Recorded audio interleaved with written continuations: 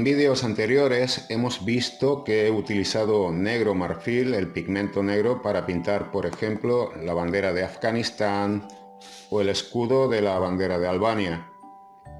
El color negro en la acuarela no es que esté prohibido, pero no es recomendable porque se dice que es un color más opaco y que suele ensuciar más los colores. Hoy propongo pintar la bandera de Alemania. Como podemos ver en esta fotografía, contiene el color azul del cielo, amarillo en la franja inferior, rojo en la franja central.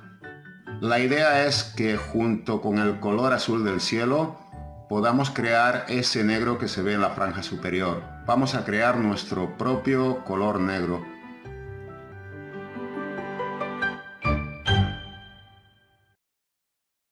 El color azul que he querido usar en esta acuarela es el llamado azul intenso. Es un color bastante frío y pigmentoso y no lo he utilizado por alguna razón en particular, sino simplemente por no tenerlo guardado y poder darle uso.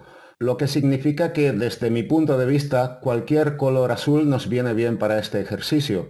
Con este azul bastante diluido no solo he pintado el cielo sino también la franja superior de la bandera, las sombras que se producen en la tela y el lado izquierdo del mástil, todo con un pincel número 10. Siento mucho no haber podido mostrar todo el proceso, pero pensé que la cámara lo estaba grabando y no he querido repetirlo todo otra vez. El siguiente paso ha sido esperar a que se secara esta primera veladura antes de aplicar el amarillo de la franja inferior, en este caso un amarillo de cadmio. Los amarillos son los colores más claros y delicados en las acuarelas, por eso veo conveniente limpiar bien los pinceles y cambiar el agua para que no se ensucien con otros colores.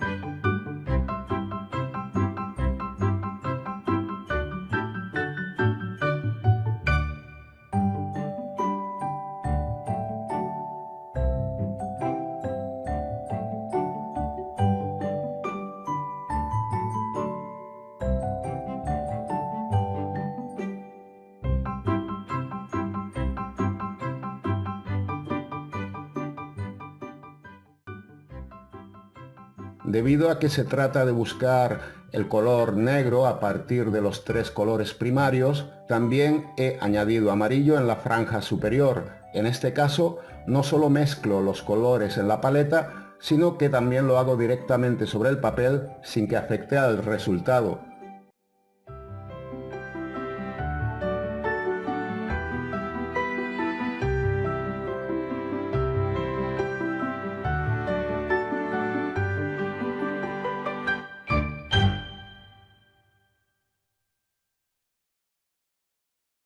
Y otra vez esperé a que se secara la acuarela antes de aplicar el color rojo, en este caso un rojo brillante o de cadmio. Y al igual que el color anterior, no solo lo he aplicado en la franja central, sino también en la superior. De esta forma vemos cómo se va ensuciando el color entre verdes y naranjas y que poco a poco se va oscureciendo hasta obtener el matiz deseado.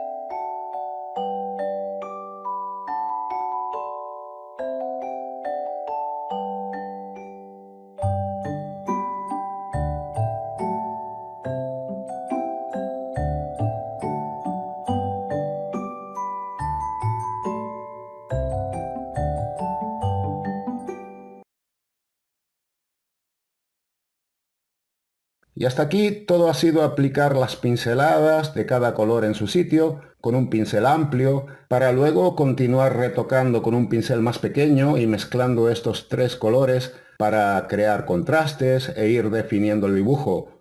En resumen, podemos ver que la mezcla de los tres colores primarios, azul, rojo y amarillo, en cantidades más o menos iguales, nos dan como resultado un color negro menos opaco y más armónico que usándolo directamente del tubo.